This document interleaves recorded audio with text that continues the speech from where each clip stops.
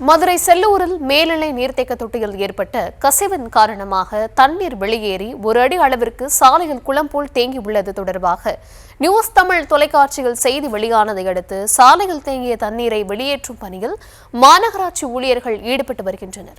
விவரங்களை தர இருக்கிறார் செய்தியாளர் பாலமுருகன். வணக்கம் பாலமுருகன், விவரங்களை வழங்கலாம். வணக்கம். மதுரையில் மேல்நிலை நீர்த்தேக்க தொட்டி கசிவு காரணமாக வைகாற்று தரை சாலையில் வெள்ளம் போல் பெருக்கெடுத்து ஓடும் குடிநீர் நீரால் மூழ்கியபடி வாகனங்கள் சென்று கொண்டிருந்தது. இதனால் நியூஸ் தமிழ் சேனலில் செய்தி வெளியிட்ட அடுத்து ஒரு மணி நேரத்தில் வெள்ளம் போல் பெருக்கெடுத்து ஓடும் தண்ணீரை மோட்டார் மூலம் உறிஞ்சி வைகாற்றில் உள்ளே வெளியேற்றி மாநகராட்சி நிர்வாகம் நடவடிக்கை எடுத்து வருகிறது. மதுரை செல்லூர் பகுதியில் உள்ள மாநகராட்சி வாகனங்கள் நிறுத்தும் இடத்தில் அமைக்கப்பட்டுள்ள புதிய மேல்நிலை குடிநீர் தேக்க தொட்டியில் நேற்று இரவு முதல் கசிவு ஏற்பட்டிருக்கிறது. இதனால் அங்கிருந்து வெளியேறும் குடிநீரானது வைகை ஆற்றுக்கரை சாலையோரத்தில் குளம் போல் தேங்கியிருந்தது.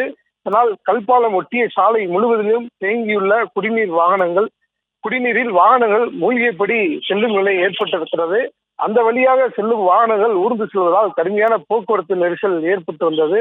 இந்த நிலையில் முல்லை பெரியாறு குட்டி குடிநீர் திட்டத்தின் கீழ் கட்டப்பட்ட மேல்நிலை நீர்த்தேக்க தொட்டியில் இருந்து குடிநீர் தொடர்ந்து கசிந்து வெளியேறி வருவதால் பல லட்சம் லிட்டர் குடிநீர் வீணாகி செல்வதோடு மட்டுமல்லாமல் வாகன ஓட்டிகள் அப்பகுதியில் வரும்போது வாகனங்கள் தண்ணீரில் சிக்கி பழுதடைவதால் கடும் சிரமத்தை சந்தித்து வந்தார்கள்.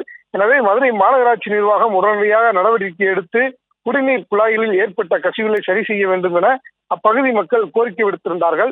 இந்த செய்தியை நியூஸ் தமிழ் சேனலில் செய்தி ஒளிபரப்பப்பட்டது.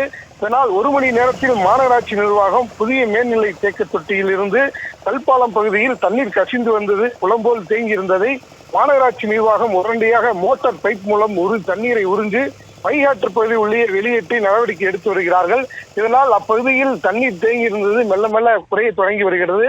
இன்னும் ஒரு நேரத்தில் முழுமையாக சீர் செய்யப்படும் என்று மாநகராட்சி நிர்வாகம் சார்பில் தெரிவிக்கப்பட்டிருக்கிறது. விவரங்களுக்கு நன்றி.